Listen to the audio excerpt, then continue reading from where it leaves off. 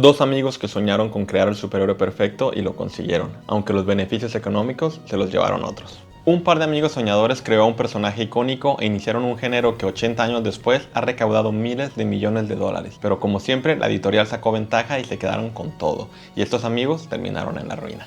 Esta es la biomemoria detrás de los creadores de Superman, Jerry Siegel y Joe Shuster. Joe y Jerry empezaron a publicar sus primeros cómics a inicios de los años 30. Todos eran de diversas temáticas, aunque casi siempre de ciencia ficción, una temática que los apasionaba y los inspiraba. Una de las primeras ideas de Siegel fue un personaje sobre un hombre que conseguía superpoderes y decide dominar el mundo. Así es, el Superman original era un villano. Era una historia que se tituló El reinado del hombre superior y a la que fueron dando vueltas, puliendo y trabajando hasta convertirla a lo que hoy es Superman. Los autores crearon a Superman en 1932 cuando apenas tenían 18 años de edad. Shuster se inspiró en el famoso actor Harold Lloyd para el aspecto de Clark Kent y en el atlético Douglas Fairbanks para Superman. Para dibujar a Lois Lane contrataron a una modelo, Joan Carter, que después se convirtió en la segunda esposa de Jerry Siegel. Hay muchísimas anécdotas detrás de esta biomemoria, pero no son tan importantes. Si quieren saber más, tendrán que leer el cómic de Julian Boloch y Thomas Campi, Joe Shuster, donde narran toda esta historia con lujo de detalle. Después de intentar vender la idea por más de 6 años a distintas editoriales, en 1938 lograron venderlo por $130. Les pagaron con un cheque que se subastó en el 2012 y más adelante les digo la locura de cantidad por la que fue. Vendieron la idea a una editorial. Así fue como surgió el primer número de Action Comics, la revista con la que apareció por primera vez el personaje de Superman. Esa icónica imagen en cuya portada Superman aparecía levantando un carro y una de las primeras piedras sobre la cual se edificaría toda la industria del cómic americano y casi la industria del entretenimiento. Nadie pensaría que a partir del primer cómic sería un éxito inmediato, y cuando sus creadores intentaron recuperar los derechos, se dieron cuenta de que habían sido engañados y la editorial era la única propietaria del personaje. Sí, por esos $130.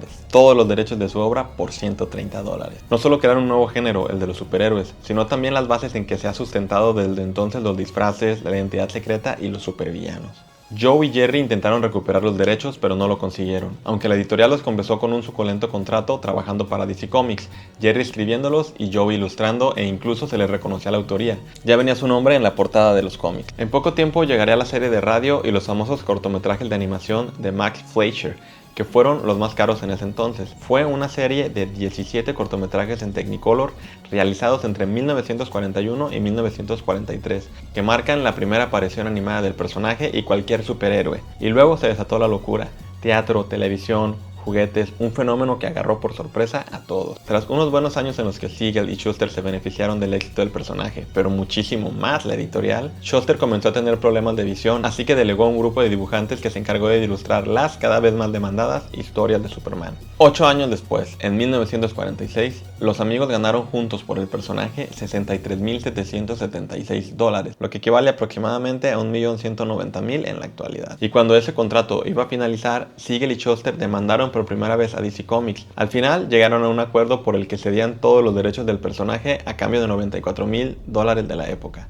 Todos los derechos del personaje por $94,000. Al aceptar esto, DC los corrió de la editorial y la famosa frase que decía Superman por Shuster y Siegel fue eliminada de los cómics. Y aunque ese dinero fuese una fortuna para la época, los siguientes proyectos de los amigos fueron de fracaso en fracaso al tiempo que los problemas de visión de Shuster iban aumentando. Y para empeorarla, Siegel llegó a pasar la humillación de tener que pedir trabajo a su principal competidor, Stan Lee, uno de los creadores de Marvel, que le aceptó por respeto, pero las cosas no funcionaron y volvió a quedar en la calle. Shuster se quedó sin poder dibujar por los problemas de la vista y tuvo que trabajar como repartidor. A sus problemas de visión se le sumaron varios ataques del corazón que hicieron que tuviera que jubilarse y vivir en una residencia de ancianos. En 1975 ambos tenían ya graves problemas económicos y de salud cuando saltó la noticia de que Richard Donner iba a rodar una gran superproducción de Superman, la primera gran película de superhéroes. Superman fue el primer superhéroe en todo: cómic, revistas, series, películas, animación, juguetes, todo. Fue entonces cuando Siegel escribió una carta a los medios de comunicación en la que denunciaba la situación de ambos. Estaban en bancarrota. Al final, a riesgo de que la película fuera boicoteada, decidieron darles una pensión vitalicia